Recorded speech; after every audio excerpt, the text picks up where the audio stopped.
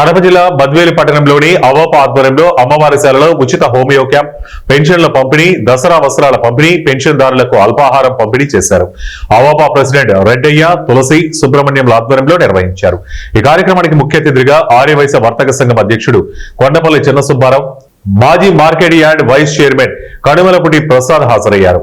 హైదరాబాద్ కి చెందిన రెక్సర్ ఫార్మసీ అధినేత మదనపల్లి సూర్యమోహన్ మందులు ఉచితంగా పంపిణీ చేశారు. డాక్టర్ నాగసింహాని వైద్య పరీక్షలు నిర్వహించి మందులను ఉచితంగా అందజేశారు.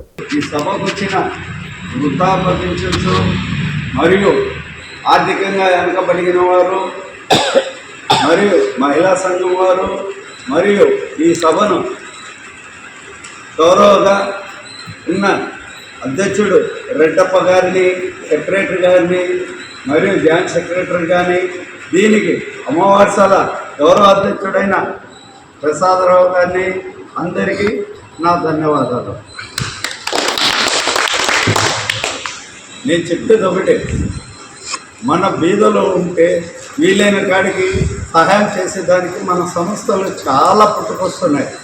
దాంట్లో రెడ్డప్ప ఇప్పుడు నుంచి కాదు, అతను నేను 3వ ప్రెసిడెంట్ చేశాను.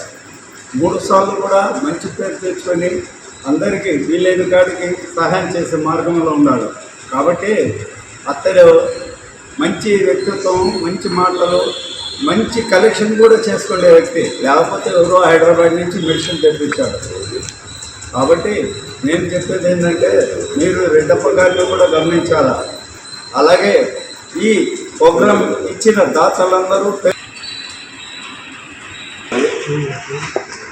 ఇక్కడికి వచ్చేసినటువంటి మన ఆర్యవైశ్య పెద్దలందరికీ కూడా, అమ్మగారికి, అక్కగారైతేనేమి పెద్దలందరికీ కూడా ధన్యవాదాలు తెలియజేసుకుంటున్నాను.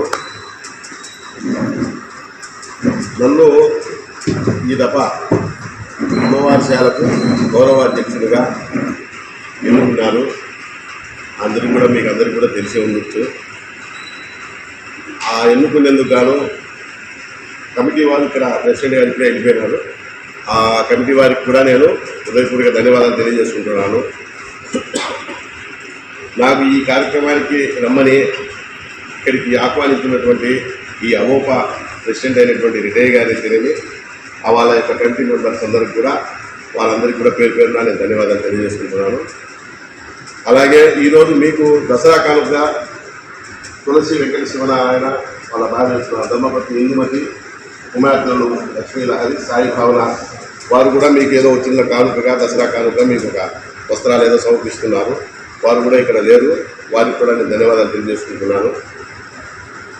ఇన్ని రోజులు